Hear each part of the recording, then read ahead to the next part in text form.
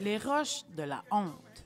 Les Inuits ont appelé ce geste symbolique. Les 2 roches de fer dont la compagnie leur avait fait cadeau initialement, il y a de cela presque 50 ans. Mais en 2014, Uashat Makmaniotenam et Matimekoshlakjon ont décidé de retourner les roches devant les bureaux de la Iron Ore à Montréal. Dans les années quand j'étais jeune, à Schefferville, tous les employés qui montaient dans le nord, on leur construisait des maisons. Tandis que nous autres, on restait dans les bidonvilles, en arrière, pour travailler pour ces mines-là. Les 2 communautés ont été impliquées dans une procédure judiciaire de 900 millions de dollars contre la compagnie pour les dommages causés à leur territoire ancestral. Mais maintenant, il apparaît que les relations se sont améliorées.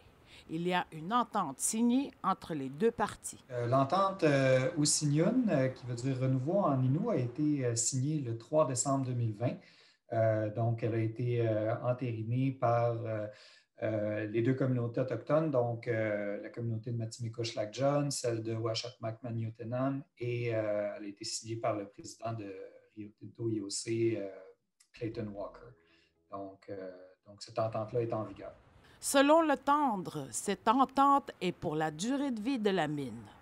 APTN a obtenu une copie de cet accord appelé l'entente de la réconciliation et de la collaboration. L'une des conditions est l'abandon de la poursuite de 900 millions contre la compagnie. La compensation indiquée dans l'accord est de répartir une grosse somme d'argent pour partager entre les 2 communautés. Selon la copie du document, un montant annuel à donner dans les centaines de milliers, ainsi qu'un pourcentage annuel en fonction de la production minière, et de s'assurer que IOC n'ait pas d'impact indu sur la culture Innu et l'aspect environnemental. De coopération environnementale, de consultation, pour s'assurer que s'il y a un impact sur le Nitassinan, dans le fond, qu'il va y avoir des mesures qui vont être prises pour essayer de limiter ces impacts-là le plus possible. La compagnie doit aussi faire des excuses pour des dommages précédents réalisés par ses activités minières que IOC assure avoir faites. Le Tendre dit que cette entente a été faite en toute transparence, avec un taux de participation de 50 % pour le référendum de Matimekoshlakjon. Mais évidemment, donc, les membres des communautés qui sont directement concernés ont eu l'occasion de consulter les ententes, ont été consultés. Dans le cas de Matimekoshlakjon, il y a eu un vote qui a été pris avec 82 % des personnes qui se sont prononcées en faveur.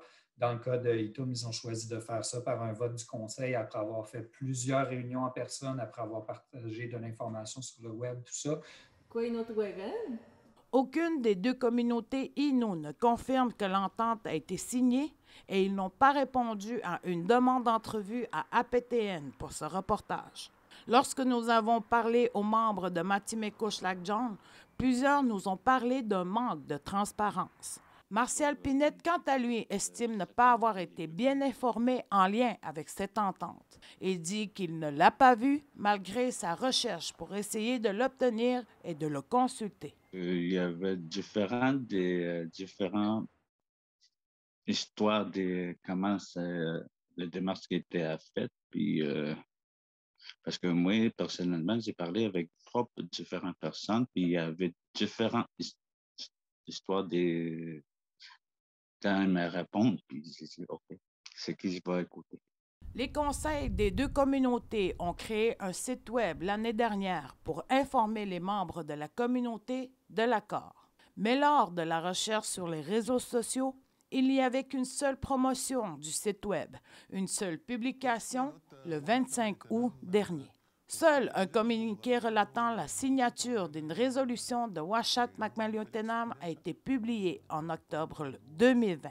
Maintenant que l'accord est fait, Martial Pinette voudrait le voir. Pinette, natif de Matimekoshlakjon, vit et travaille dans la communauté de Uashat. Cela a été difficile pour lui de consulter l'entente. On le lui a refusé. J'ai dit, OK, mais Ben, tu vas avoir des informations de c'est quoi que la communauté a mis dans cette entente pour Rio Tinto, IOC. Elle m'a dit, c'est confidentiel. Donc, j'ai dit, OK, peut-être c'est plus mieux qu'il m'a après ça, il m'a dit, elle a dit, peut-être c'est plus mieux que tu écoutes les chefs quand ils parlaient dans la radio. Encore aujourd'hui, il ne sait pas s'il y a bien eu signature. Je ne sais pas où je vais être, c'est quoi la vraie vision de cette entente. C'est ça où j'ai arrêté, que j'ai posé des questions, puis l'entente était signée. Je ne sais pas s'il est encore signé. Martial Pinette pense que oui. Il y a eu un référendum, mais selon lui, il y a un manque de consentement éclairé. Beaucoup de monde a demandé des questions. Où on va aller cette entente? C'est quoi le bénéfice par cette communauté, les deux communautés qui touchaient? J'ai questionné plusieurs fois, moi aussi, parce que si on a signé cette entente, et il m'a dit que ça va être pour 50 ans. Mais si tu gardes 50 ans, là, c'est loin.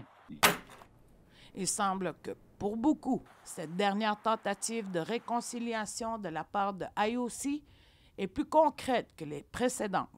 Mais il ne serait pas vrai de dire que tout le monde est d'accord. Sylvie Ambroise, Nouvelle nationale d'APTN, Montréal.